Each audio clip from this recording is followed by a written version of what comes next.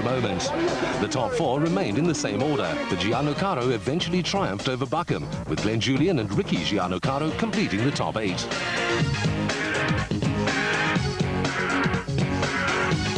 The track is very rough already. The cars have really torn it up, so it's very, very physical out there.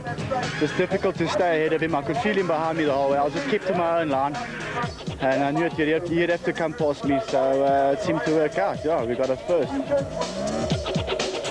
Back to the two-wheelers now, and in the 200 category, Freddie Fourie had a comfortable lead, as did Jared de Jager, but third position was still up for grabs with 12 points separating the next four. A fairly depleted field got away for their first race of the day, and through the first few corners the lead changed several times. In among the leading pack were Brett Gray, Ian Topless and Ryan Hunt.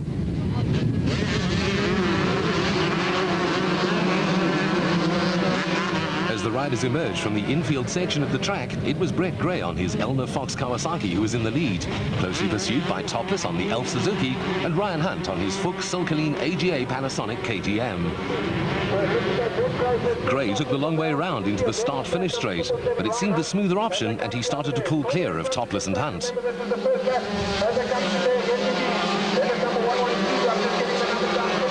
Hunt was ahead of a whole bunch of riders, and the motocross star needed to get away from them as soon as possible.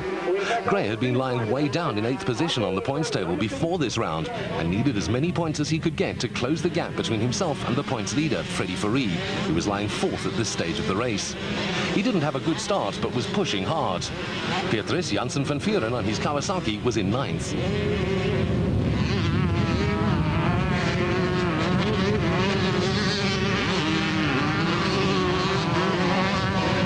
Hunt was also starting to get closer to Topless in the battle for second, but the riders had to tread very carefully on the slippery surface as the rear wheels struggled for grip. Even though most of the riders have motocross experience, stadium off-road racing, such as in Super Series 98, calls for a different riding technique because of the higher speeds and faster corners.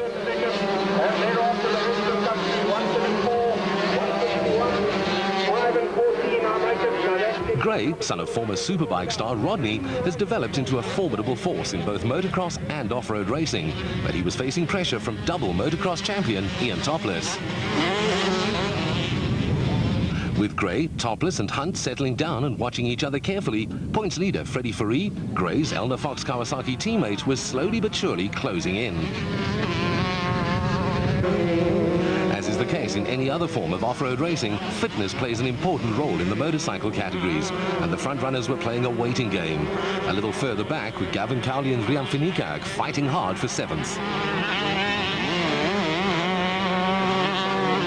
The leading trio of Gray, Topless and Hunt were following closely in each other's tyre marks, each trying to find a better line to gain just that little bit of an advantage.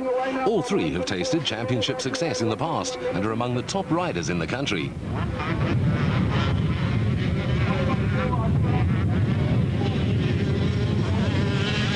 Tactics also play an important role, with Topless in the unenviable position of having to find a way past the leader, while at the same time not placing himself in a position where Hunt could get past into 2nd position. All Hunt had to do was to put on the pressure and wait for the mistake, while Gray had to concentrate on his lines and not make a mistake like going wide or accelerating too quickly. Hunt got it right by forcing Topless to the outside, and he was perfectly placed to grab 2nd position as he entered the final corner on the track. The leaders remained in this order for the rest of the race, although they were covered by the proverbial blanket. Gray took a well-deserved win, 1 second clear of Hunt, who was 4 seconds ahead of Topless. Fourie stayed in 4th, while Cowley triumphed over Finikak. Gray, in his first win of the year, was happy with the tactics he adopted. Yeah, I got the whole shot and it was a good start, and from there I just put my head down and went as fast as I could. I could feel someone was quite close behind me, and then on the last lap Brian got on the inside of me. I got held up a bit by a back marker, but then on the last turn I managed to get underneath him again and win. To the motor vehicles, and in the super special category, Henrico Stade had a 28-point lead over Max Moore, while in the production vehicle category, Frank de Greef was way ahead of his opponents. In the super trucks, the Piazza Musso brothers dominate, with Craig Draper not too far behind in 3rd position. One of the major points of interest in the super truck race, however, would be the return of Toyota, who entered Kasi Kutsia under the Minolta banner. Well, it's quite exciting. With the involvement with Minolta and Yokohama Tires, with the main sponsor of our Toyota Hilux, we're quite impressed. And we're looking forward for today. It will be not easy. It will be quite competitive, I know it. But let's wait and see what's going to happen today. The other talking point was the entry of racing legend Sarel van der Merwe, who won his first race on debut in May. His views on manipulating the new handicap system? I would think everybody would try, but it may only work for the first heat. Thereafter, your fastest time is going to determine your starting position. And I don't know how difficult it's going to be to pass the slower cars, so this should be interesting. The handicap system was in operation again, and the slower cars were flagged off first for the first race of the day. The first incident of the race wasn't too long coming, as Dries Baes in his modified Toyota Hilux lost his right front wheel at the very first corner, causing a bit of an obstruction for the rest of the field.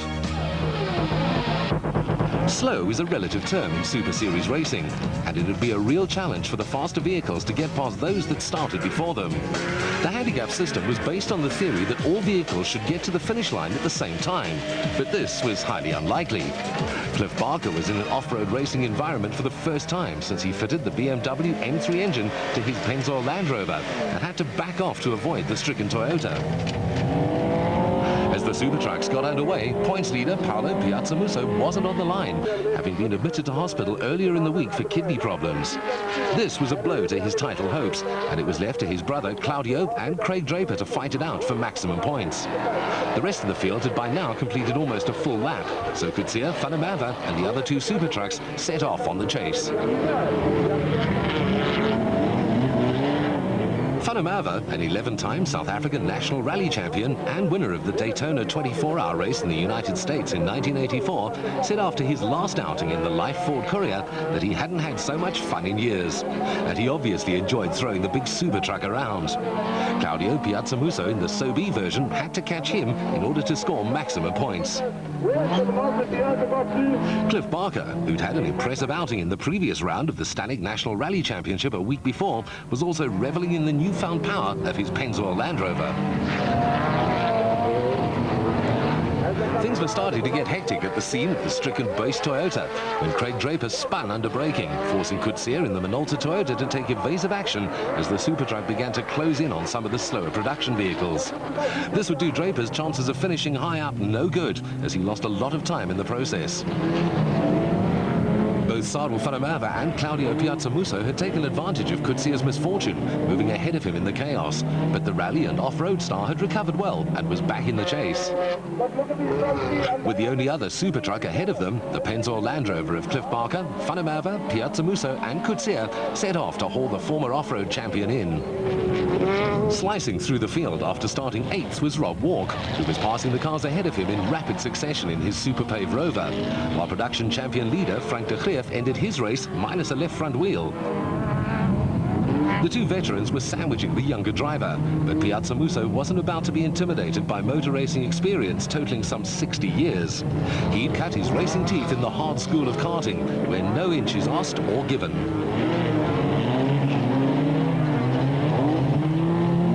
Jackie Hubert in the Jojo Tanks VW Turbo was pushing hard, also taking no prisoners, overtaking some of the slower cars in the early stages of the race.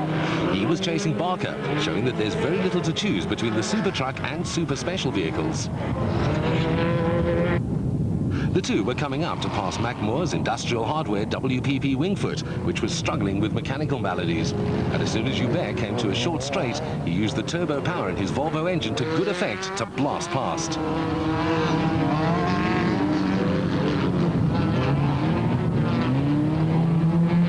Henry Kirstein in his Rockbird Chenoweth was next on the list for the approaching trio of Super Trucks, but this wasn't going to be easy, as the rearward vision of these vehicles isn't good at all, and he might not have been aware of them closing in.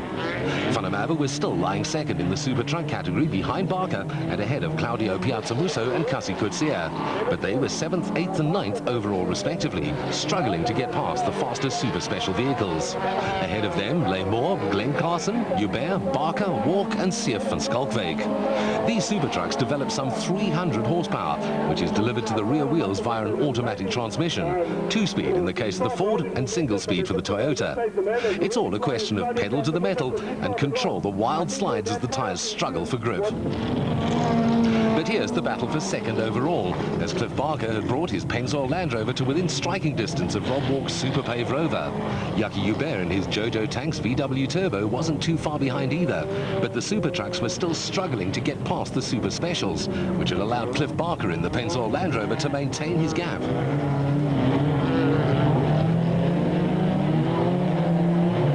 Back in car with Hubert as he'd succeeded in lapping the F&D Racing Isuzu Bucky of Willie Marks and could now set up a serious challenge to Barker just ahead of him. The handicap system was working well as far as Walk, Barker and Hubert were concerned because they'd broken free of the rest of the field and could now concentrate on catching Van Schalkwyk ahead of them. Siya Van Schalkwyk in his F&D Racing Rover was still leading, having started second ahead of Kirstein in his Rockbit Chenoweth. Marks was the obstacle preventing Van der Merwe, Piazza Musso and Coetzee from getting closer. But Marks moved out of the way as soon as he was able to, with Van der Merwe and Piazza Musso taking immediate advantage, placing the slower vehicle in front of Coetzee before the tight left-hander. Although he was slightly delayed, the Minolta Toyota driver didn't take long to find his own way past, and soon he was back with the Life and Sobe Ford Couriers.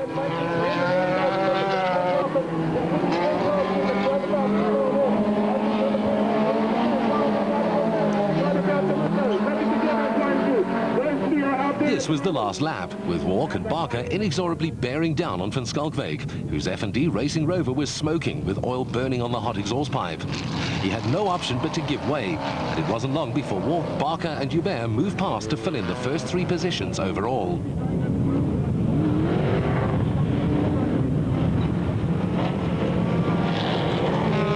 Van der Merwe was still leading the trio of super trucks, but Coetzee had moved past Piazza Musso into 8th position. Coming towards the line, and Coetzee was throwing all caution to the wind as he attempted to close the gap between himself and Sarel van der Merwe. Amazingly, the two drivers each set a best time within 1/10 of a second from each other, ensuring fireworks in the races to follow. Walk took the victory in the Super Special class ahead of Yucky Hubert, winning overall, while Willem Marks was the only production vehicle left out of the 5 starters. Walk was a satisfied man. I enjoyed it. Obviously, winning was lovely, and I found that it worked for me because the gap, first of all, from the start, gives you time to get into a rhythm and to get going nicely. Once you get into that, then you get the bit between your teeth and you seem to chase anything that's in front of you. So I enjoyed it. I think to go well. I hope it goes like that in the next heat. Barker took a surprise victory in the Super Truck category, finishing 2nd overall, ahead of Van der Merwe, who was 7th overall, with the hard-charging Coetzee in 3rd. I think this heat it worked. They obviously miscalculated. We never saw any of the rest of the super trucks. It'll probably change now after this heat, and we'll probably be at the back now, and we'll have to chase the super trucks. But it was a good race.